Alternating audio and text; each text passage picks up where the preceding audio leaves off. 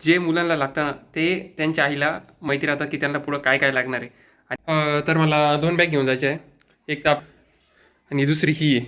आणि ह्या बॅगमध्ये आमच्या आई साहेबांनी काय काय टाकलेलं आहे ते मी तुम्हाला दाखवतो. Okay, open the bag. वा. आणि आलेला आहे आपला बॉक्स. भाई आता कोणी याला आता कोणी प्लीज मेकअप बॉक्स नका म्हणू. हा आपला साधा बॉक्स आहे. मी जेव्हा आधी पुण्याला गेलो होतो तेव्हा पण हा बॉक्स असाच बॉक्स निघाला होता. आणि त्या बॉक्सची जी धजी उडली होती, मला माहिती आहे डिप्लोमाचे जे मित्र आहे त्यांनी काही काय शिकली होती त्या बॉक्सची. आता ह्या बॉक्सची काय हाल होईल ते पुढं कळणंच. एक कंगवा जो की लागतो, चिमटे, ओके, ब्रश दात घासायचा, ओके, एक आरसा.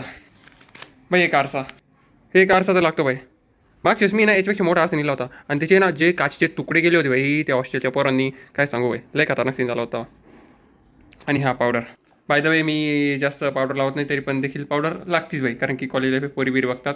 नको रिकमा एखादी पोरगी बघितलं तर मग कसं ते नको हे वाटायला अजीब नको वाटायला, राईट. Okay fine. अजून काय का? अरे भाई वा वा वा. आणि ते माझ्यासोबत पण झालेलं आहे. माझ्या आईला माहिती आहे की मला काय काय लागणार आहे.